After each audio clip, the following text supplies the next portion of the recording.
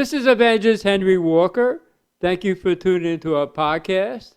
Maybe you're listening to the podcast on my website at henrywalker.org under audio messages, or maybe you're listening at podpoint.com/Henry Walker, or maybe you're listening on my YouTube channel, New Life Revival International Henry Walker. I want to start a new message today talking about heaven. Some of what heaven will be like. So the next time you're being tempted to give into the temptation, think about heaven and what you could be missing by giving into that temptation.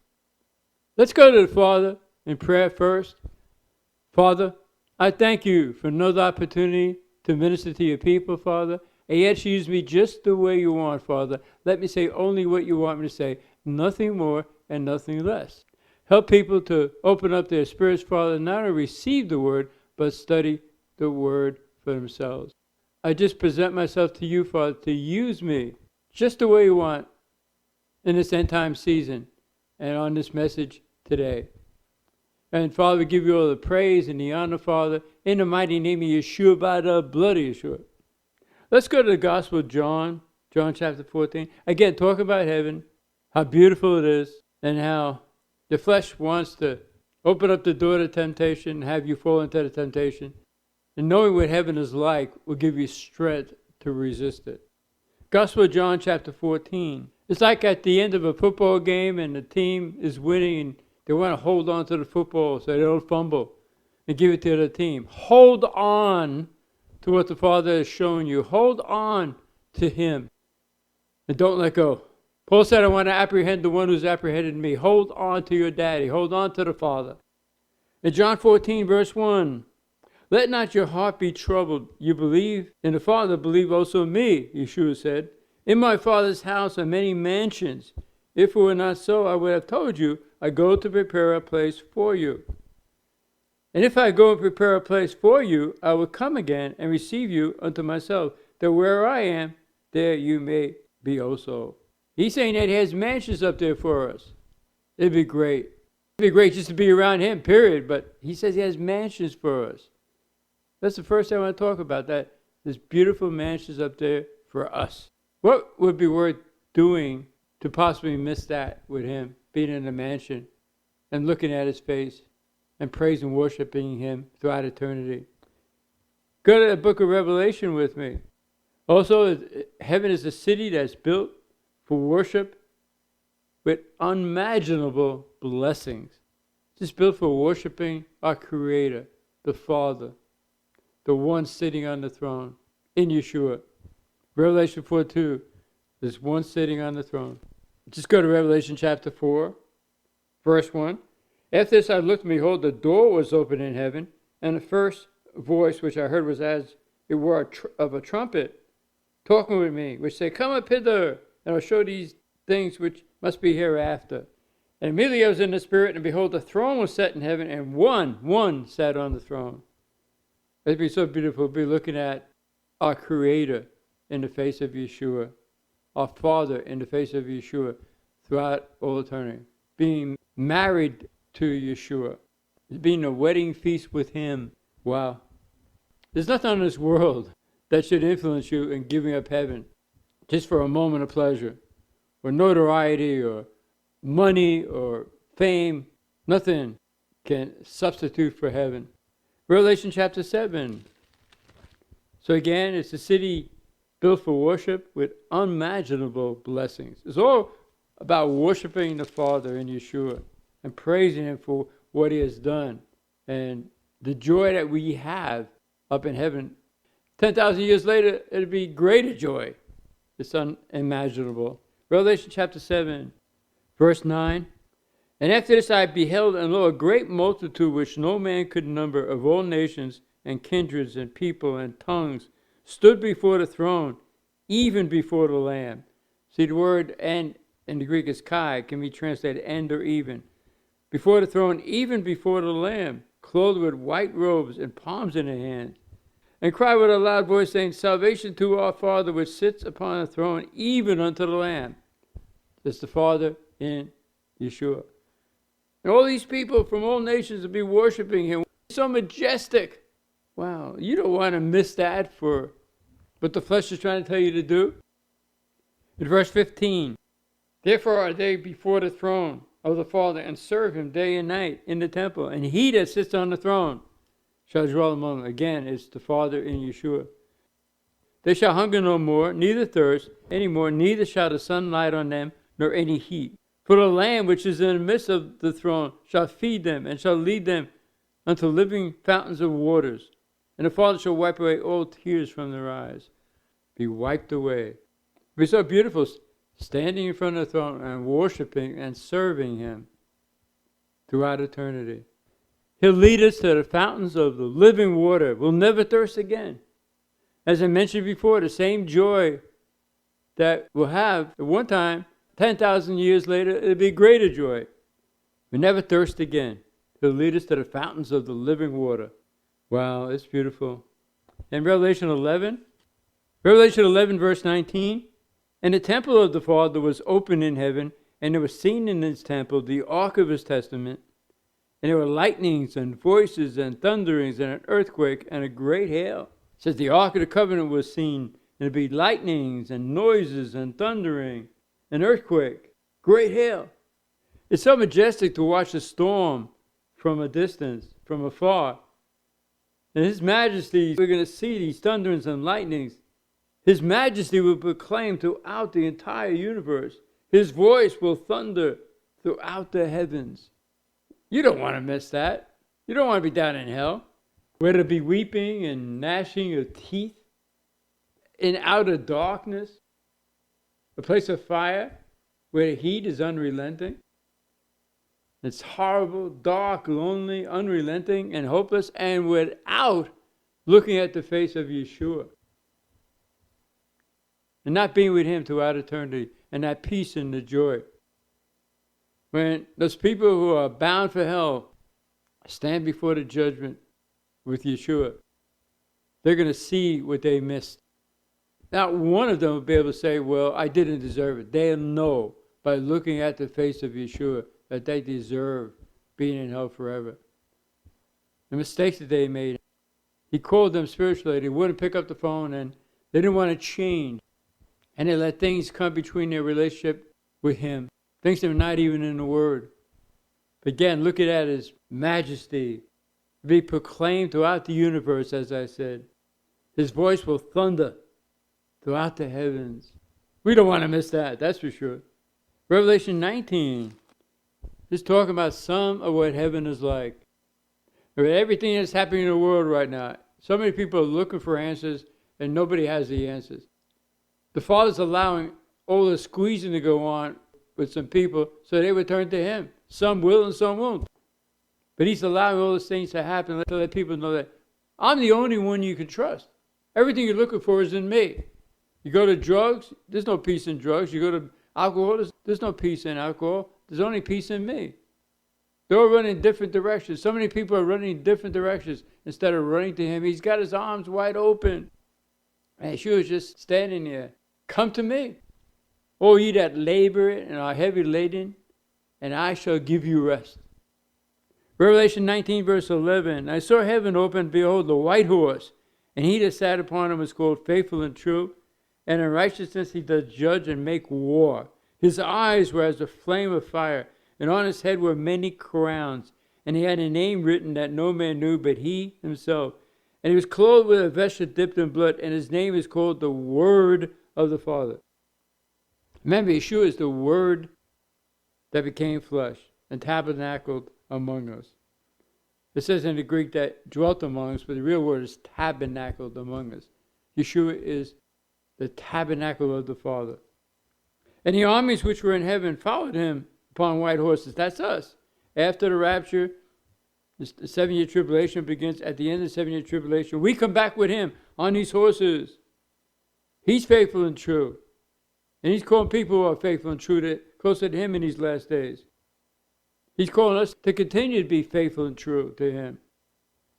Again, verse 14, and the armies which were in heaven followed him upon white horses, clothed in fine linen, white and clean. See, that's what really was happening right now, is the Father is cleaning us up, getting us ready for heaven. And that's the sanctification process. In Romans 8, verse 13 and verse 29, we submit our flesh to the Father so he can mortify the deeds of our flesh, surrender everything to him so he can make us more like Yahshua, and bring the fruit of the Spirit out of our lives. Love, joy, peace, longsuffering, gentleness, goodness, faith, meekness, temperance. That's the sanctification process. That's the cleaning process that he is doing with us on a daily basis.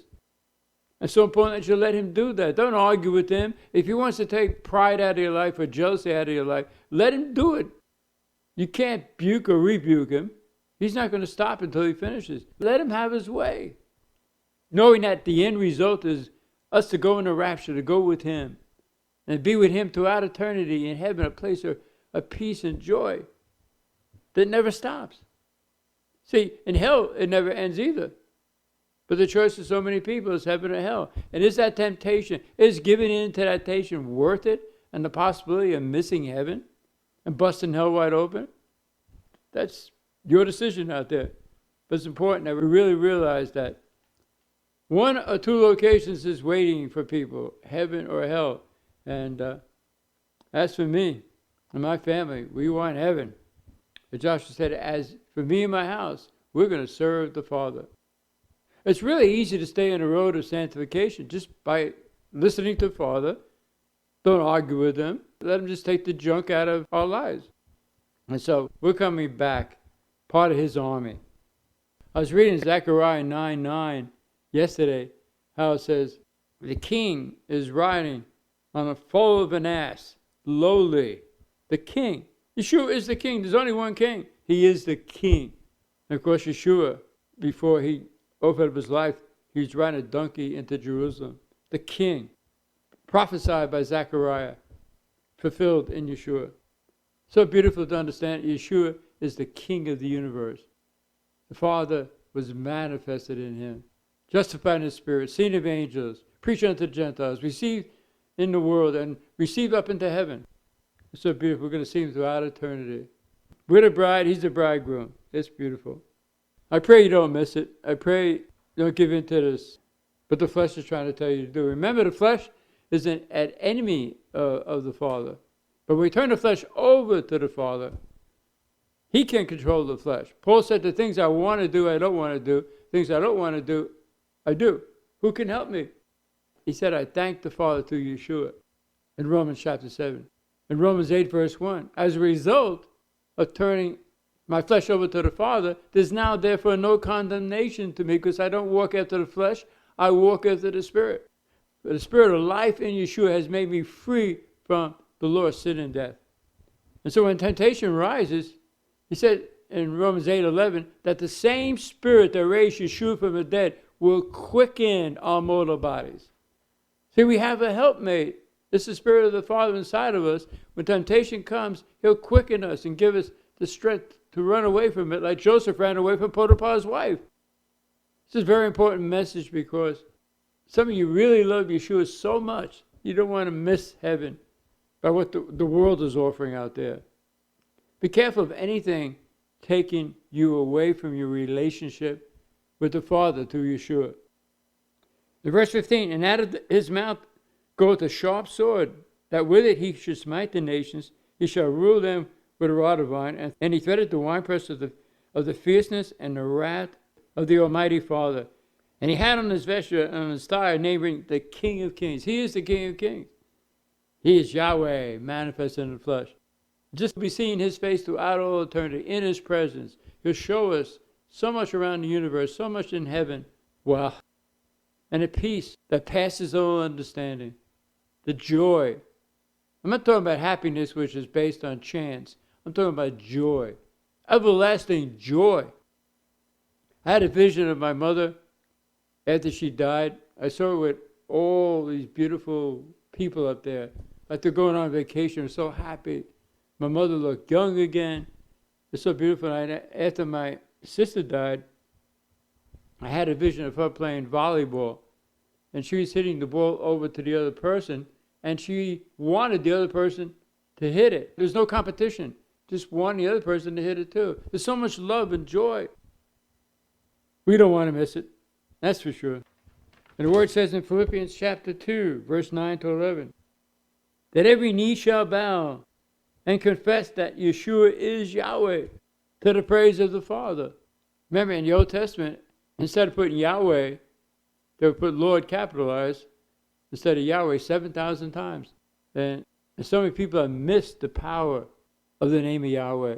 He said to Moses, I am that I am. Tell the people, this is my name forever, Yahweh. And Yeshua is Yahweh manifested in the flesh. It's Y-A-H-W-E-H, Y-A-H-S-H-U-A. Everybody will be saying his name up in heaven. Yahweh, Yeshua, Yahweh, Yeshua. In Revelation chapter 21, verse 9 to 11. And it came unto me one of the seven angels which had the seven vials full of the seven last plagues, and talked with me, saying, Come up hither, I'll show you the bride, the Lamb's wife. And he carried me away in the spirit to a great and high mountain, and showed me that great city, the precious Jerusalem, descending out of heaven from the Father, having the presence of the Father. And her light was like unto a stone most precious, even like a jasper stone, clear as crystals. Wow. In verse 12, and had a wall great and high, and had 12 gates, and the gates 12 angels, and names written therein, which are the names of the 12 tribes of the children of Israel. We're all going to go through one of those gates of the 12 tribes of Israel. And on the east, 3 gates, and on the north 3 gates, on the south 3 gates, and on the west 3 gates. And the wall of the city had 12 foundations, and in them the names of the 12 apostles of the Lamb. Ephesians 2:20 says, we are built upon the foundations of the apostles and the prophets, Yeshua himself being the chief cornerstone. In verse 16, and the city lieth 4 square, and the length is as large as the breadth, and he measured the city with the reed, 12,000 furlongs. The length and the breadth and the height of it are equal. Just keep your hand in Revelation and go with me to the left to the book of Ephesians, chapter 3. Ephesians is right after Galatians, before Philippians, talking about heaven. How the length is as large as the breadth, and the length and the breadth and the height of it are equal. Ephesians 3, verse 16, that the Father would grant you, according to the riches of his presence, to be strengthened with might by his Spirit in the inner man, that Yeshua may dwell in your hearts by faith, that you being rooted and grounded in love may be able to comprehend with all saints what is the breadth and length and depth and height, and to know the love of Yeshua, which passes knowledge, that you might be filled with all the fullness of the Father. So it describes the city, but the length and the breadth and the height of it are equal, but it's also describing our love of Yeshua, how it's going to grow and grow and grow, which passes knowledge. And back in Revelation, chapter 21, verse 18, and the building of the wall of it was of jasper, and the city was pure gold, like unto clear glass. It says in 1 Peter 1:7, you can just state and write it down. Verse 6, 1 Peter 1:6, wherein you greatly rejoice, though now for a season, if need be, you are in heaviness through manifold temptations, that the trial of your faith, being much more precious than of gold, that perishes, though it be tried with fire, might be found unto praise and honor at the appearing of Yeshua, who having not seen you love, in whom, though now you see him not, yet believing you rejoice with joy unspeakable and full of praise, receiving the end of your faith, even the salvation of your souls. Our faith has been tried by fire, and maybe still will be tried by fire, but it's like pure gold, because he gets all the praise and the honor at his appearing. It says in Malachi chapter 3, you can just keep your hand there and I'll read it. Malachi 3, verse 3. And he shall sit as a refiner and purify as silver, and he shall purify the sons of Levi, and purge them as gold and silver, they may offer unto Yahweh offering in righteousness. He's purging us as they purify gold. And that's what he's doing right now. He's continuing that sanctification process. Verse 19, and the foundations of the wall of the city were garnished with all manner of precious stones. The first foundation was jasper, the second sapphire, the third chalcedony, the fourth an emerald, the fifth sardonyx, the sixth sardius, the seventh chrysolite, the eighth beryl, the ninth a topaz, the 10th a chrysoprasus, the 11th a jacinth, the 12th an amethyst. Wow, there's no stones on earth as shiny as these stones up in heaven.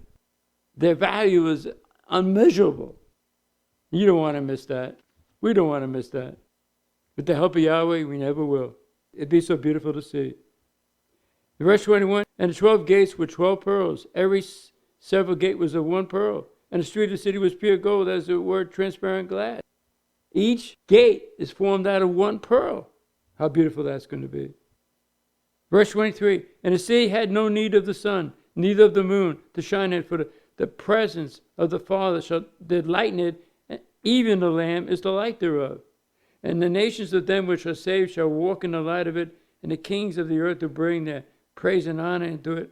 And the gates of it shall not be shut at all by day, for there shall be no night there. Revelation chapter 22, verse 1. And he showed me a pure river of water, clear as crystal, proceeding out of the throne of the Father, even of the Lamb. Again, one throne, one sitting on the throne, the Father and Yahshua. In the midst of the street of it, and on either side of the river, was there a tree of life, which bare 12 manner of fruits, and yielded a fruit every month. And the leaves of the tree were for the healing of the nations. Wow. So the fruit of the tree, which will line the center of heaven's golden street, will be continually available in abundance. Verse 3, and there shall be no more curse, but the throne of the Father, even of the Lamb, shall be in it, and his servants shall serve him. Not them, him. And they shall see his face, and his name shall be in their foreheads. Yahweh, Yahshua. And so his name being on our foreheads is a beautiful stamp of approval and acceptance that is unimaginable. And his presence just shining greater than the sun. Verse 5, and there shall be no night there, and they need no candle, neither light of the sun, for Yahweh Elohim give them light, and they shall reign forever and ever. So that's some of what heaven is like. So don't let anything interfere with the vision of heaven and going to heaven. Before we go on, I want to mention one thing. As you may or may not know, this ministry is a pro-life ministry. We believe life begins at conception. The baby's heart begins to beat at around 18 days. And at around 4 months, the baby's heart is pumping about 25 quarts of blood per day. And most scientists believe that life begins at conception. Here's a statement from them. At the moment the sperm cell of the human male meets the ovum of the female, and the union results in a fertilized ovum, a zygote, a new life has begun.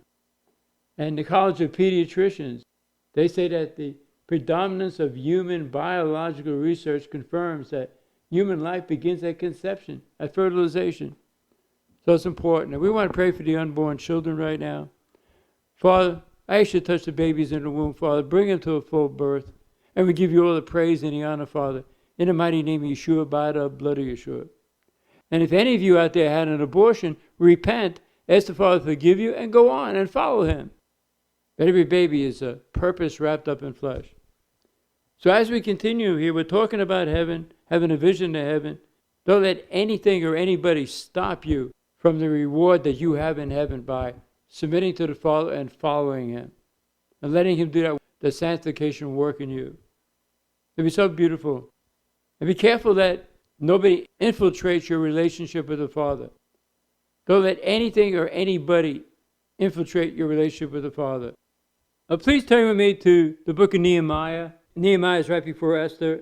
It's after 1 Kings, 2 Kings, 1 Chronicles, 2 Chronicles, Ezra, Nehemiah. We're talking about not letting anything or anybody interfere your relationship with the Father.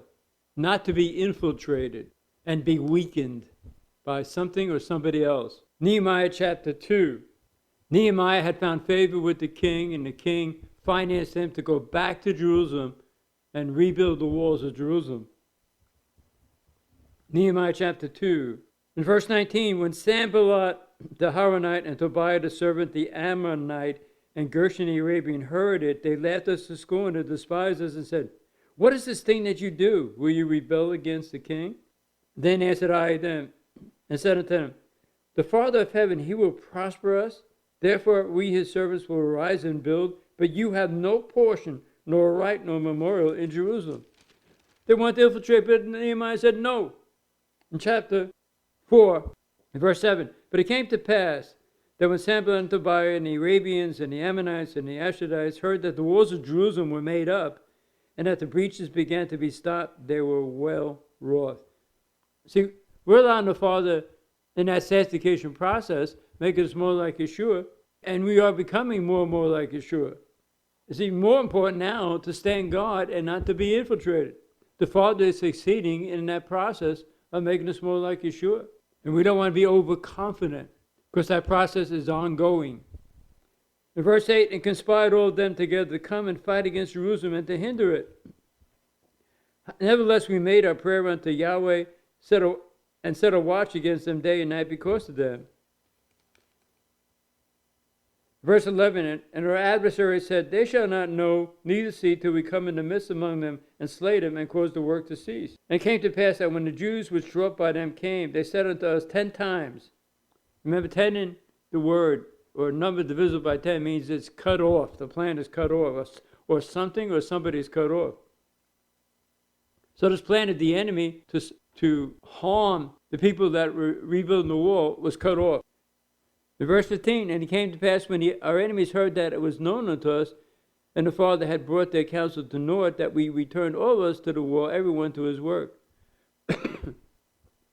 And it came to pass from that time forth that the half of my servants wrought in the work, and the other half held both the spears and the shields and the bows and the habergeons, and the rulers were behind all the house of Judah. So they watched each other's back, and they stopped that infiltration. Chapter 6, verse 1. Talk about infiltration, that the enemy wants to infiltrate, to try to interrupt the work that the Father's doing in our lives, making us more like Yahshua, and our purpose and destiny. Chapter 6, verse 1. Now it came to pass when Sanballat and Tobiah and Geshem and Arabian and the rest of our enemies heard that I had built the wall, and that there was no breach left therein, though at that time I had not set up the doors of the gates, they came and said to Nehemiah, meet us in one of the villages, and oh no. But he said no. Verse 3, I sent messages unto them, saying, I'm doing a great work, so I cannot come down. Why should the work cease while I leave it and come down to you? But in verse 16, and it came to pass that when all our enemies heard thereof, and all the heathen that were about us saw these things, they were much cast down in their own eyes, for they perceived that this work was wrought of the Father. So hang in there. Don't allow yourself to be infiltrated. Remember, we're in the minority, and the road to hell is wide, and many are found on it. The road to heaven is straight and narrow, and few are found on it. So we're going to close, but remember, how, as I said before, any situation you're in, just to call upon that name, Yahweh Yahshua. As I mentioned before in Philippians 2, verse 9, wherefore the Father had highly exalted Yahshua, and given him a name which is above every name, that the name of Yahshua every knee shall bow, of things in heaven and things in the earth and things under the earth, and that every tongue shall confess that Yahshua is Yahweh, to the praise of the Father. So call upon that name, Yahweh, Yahshua. And remember some other things I mentioned on previous podcasts as we close. If your flesh is bringing some impure thoughts, some fear, anxiety thoughts, unbelief, just say out loud, thank you, Yahshua, that you had that crown of thorns around your head. My mind is covered by your blood. I only think your thoughts. And give these thoughts to the Father. 2 Corinthians chapter 10, verse 4 and 5. The weapons of our warfare are not carnal, but mighty through the Father to the pulling down of strongholds, casting down imaginations, and every high thing that exalts itself against the knowledge of Yahshua, and bring into captivity every thought to the obedience of Yahshua. It's a tennis match. Give those thoughts to the Father. And remember, too, the day runs from 6 p.m. to 6 p.m. Sometime after 6 p.m., start praying for that day. Get on the Father's schedule, on His timing, in a greater way. We're going to go to Father in prayer right now. Just put your hand on the computer, on the cell phone. And if you don't know that you're saved, just turn your flesh over to the Father, surrender everything to the Father, and follow Him. And if you have surrendered everything to the Father, just receive a miracle or miracles where you need it the most. Right now, Father, I ask you to touch the people out there, Father, that have surrendered everything to you. Touch them from the top of their heads to the soles of the feet. Make them whole, Father. Keep them whole. And any other place that they need a miracle in their lives, Father, I ask you to do it for them. They surrendered everything to you, Father, and I'm believing that you're going to bless them. I'm going to give you all the praise and the honor, Father, in the mighty name of Yahshua, by the blood of Yahshua.